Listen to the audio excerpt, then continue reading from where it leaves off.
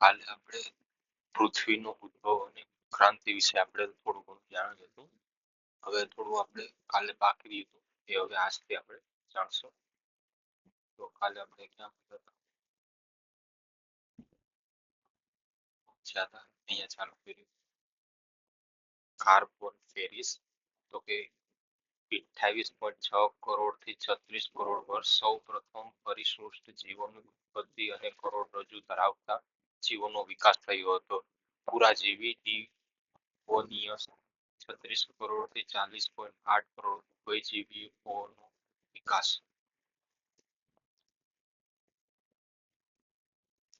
પોલિયોજોક જે આખે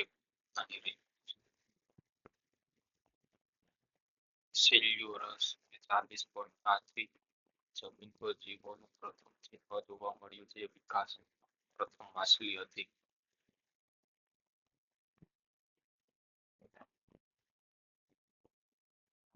એડિયોસ પ્રોટોઝોઈસ જે 57 થી 2 અબજ 50 કરોડ વર્ષ સુધી 5 જીવોનો વિકાસ થયો હતો. ઓકિયાન જે 80 કરોડ વર્ષ પહેલા 50 કરોડ અને લુબ્રીગ્રીન મેસવા એક કોષીય જીવનો વિકાસ થયો હતો. આજે તમે તમારે જોતા જજો કે આટલું ડીપમાં ક્લાસ 1 2 માં પૂછે, બહુ ક્લાસ 3 માં પૂછવાની બહુ શક્યતા ઓછી હતી. 5 અબજ થી 70 કરોડ વર્ષ પહેલા. એડિયન જે ભૂમિખંડો અને મહાસાગરોનું નિર્માણ અને મહાસાગરના વાતાવરણમાં કાર્બન ડાયોક્સાઇડની અધિકતા એ આટલા વર્ષો આસપાસ થયું.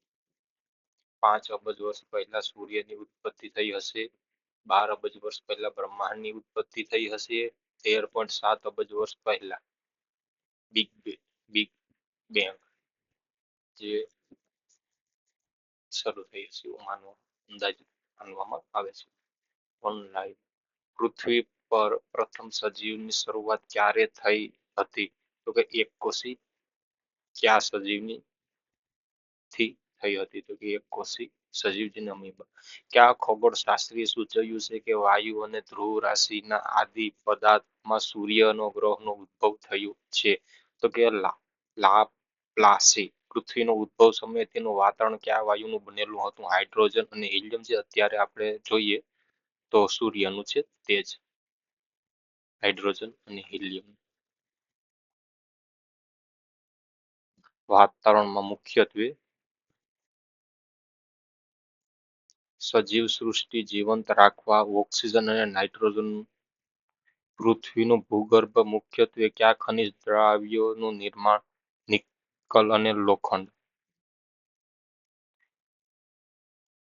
પૃથ્વીની ઘનતા સપાટી પૃથ્વીના કેન્દ્ર તરફ જતા સામાન્ય રીતે કેટલા મીટરની ઊંચાઈએ 1 સેલ્સિયસ તાપમાન વધે છે? તો કે 32 મીટરે.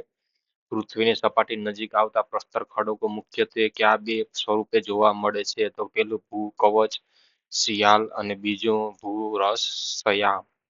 પૃથ્વીના વાતાવરણમાં નિર્માણ દરમિયાન કઈ પ્રક્રિયાના કારણે લીધે વાતાવરણમાં ઓક્સિજન અને પાણીની વરાળની માત્રામાં વધારો થાય છે? તો કે જ્વાળામુખી પ્રસ્ફોટન. પૃથ્વી ભૂગર્ભની કઈ પ્રક્રિયા પરિણામે ખડકો અને મહાસાગરો, પર્વતો, પ્રદેશો અને ભૂમિ સ્વરૂપે રચાય છે? જે ભૂસંરચના પ્રક્રિયા દર્શાવે છે.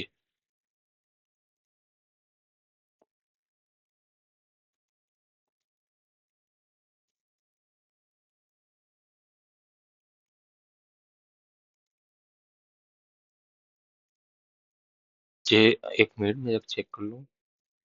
હેલો, ઓકે, ચાલુ છે.